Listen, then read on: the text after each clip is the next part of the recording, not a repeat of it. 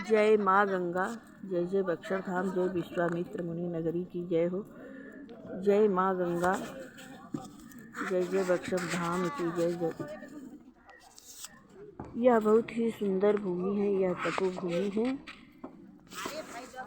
यहाँ पर विश्वामित्र मुनि का आश्रम है, भगवान राम का चरण है। विश्वामित्र मुनि की यज्ञ की रक्षा करने के लिए भगवान राम लक्ष्मण स्वयं यहाँ पर आए थे।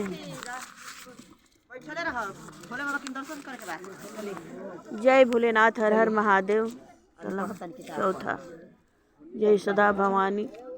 कोहरा पड़े लागल हो। हाँ, बोली रखा पड़त नहीं। हाँ, चौथे अध्याय की कथा। श्री वशिष्ठ जी कहने लगे कि हे राजन, अब मैं माघ के उस महात्मा को कहता हूँ जो कार्तवीर्य के पूछने पर दत्तात्रेय जी ने कहा था। जिस समय साक्षात विष्णु के रूप श्री दत्तात्रेय जी सत्य पर्वत पर रहते थे, तब महिष्मति के राजा सहस्त्रार्जुन ने उनसे पूछा कि हे योगियों में श्रेष्ठ दत्तात्रेय जी, मैंने सब धर्म सुने, अब आप कृपा करके मुझे माघ मास का महात्म्य कहिए। तब दत्तात्रेय जी बोले, जो नारद जी से ब्रह्मा जी ने कहा था वही माघ महात्म्य मैं तुमसे कहता हूँ। इस कर्म भूमि भारत में जन्म लेकर जिसने माघ स्नान नहीं किया उसका जन्म निष्फल गया। भगवान की प्रशंसा, पापों के नाश और स्वर्ग की प्राप्ति के लिए माघ स्नान अवश्य करना चाहिए। यदि यह पुष्ट शुद्ध शरीर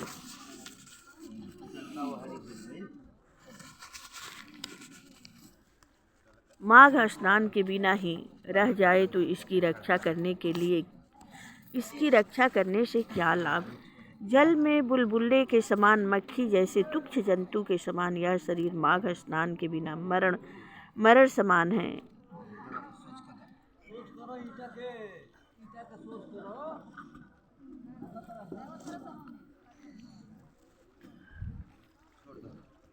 विष्णु भगवान की पूजा न करने वाला ब्राह्मण, बिना दक्षिणा के श्राद्ध, ब्राह्मण रहित, क्षेत्राचार रहित कुल, ये सब नाश के बराबर हैं। गर्व से धर्म का, क्रोध से तप का, गुरुजनों की सेवा न करने से, स्त्री तथा ब्रह्मचरी, बिना जली अग्नि के हवन और बिना साक्षी के मुक्ति का नाश हो जाता है।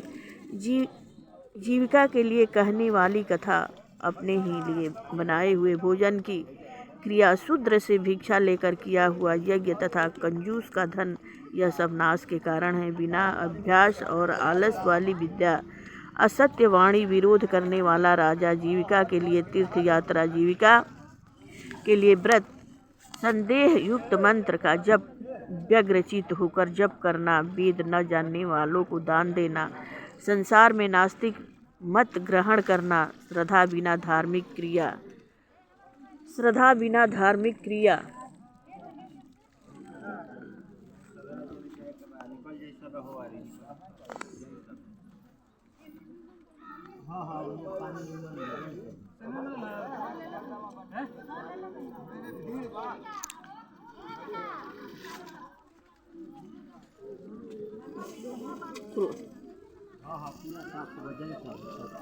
जीविका के लिए कहने वाली कथा।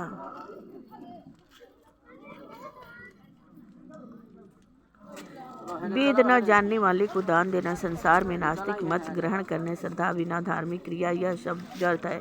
और जिस तरह दरिद्री का जीना व्यर्थ है, उसी तरह माघ स्नान के बिना मनुष्य का जीना व्यर्थ है।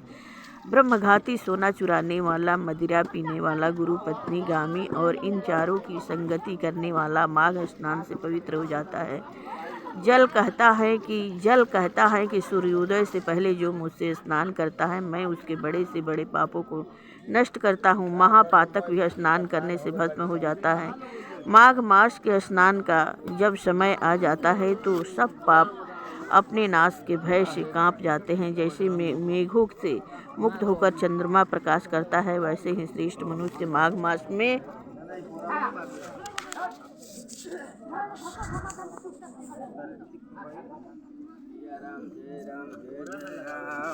स्नान करके प्रकाशमान हो जाते हैं। काया वाचा मनसा से किए हुए छोटे या बड़े, नए या पुराने, सभी पाप स्नान से नष्ट हो जाते हैं। आलस में बिना जाने जो पाप किए हो वह भी नाश नाश को प्राप्त होते हैं। जिस तरह जन्म जन्मांतर के अभ्यास से आध्यात्मिक ज्ञान की प्राप्ति होती है, उसी तरह जन्म जन्मांतर के अभ्यास से ही माघ स्नान में मनुष्य की रुचि होती है। यह अपवित्रों को पवित्र करने वाला बड़ा तप और संसार रूपी कीचड़ को धोने की पवित्र वस्तु है। हे राजन, जो मनवांछित फल देने वाला माघ स्नान नहीं करते, वह सूर्य चंद्र के समान भोगों को कैसे भोग सकते हैं। प्रेम से बोलिए माँ गंगा की जय हो। जय जय बक्सर धाम की जय, विश्वामित्र मुनि नगरी की जय हो। जय माँ गंगा की जय हो। जय माँ गंगा की जय हो। जय जय बक्सर धाम की जय, विश्वामित्र मुनि नगरी की जय हो। जय माघ महीने का स्नान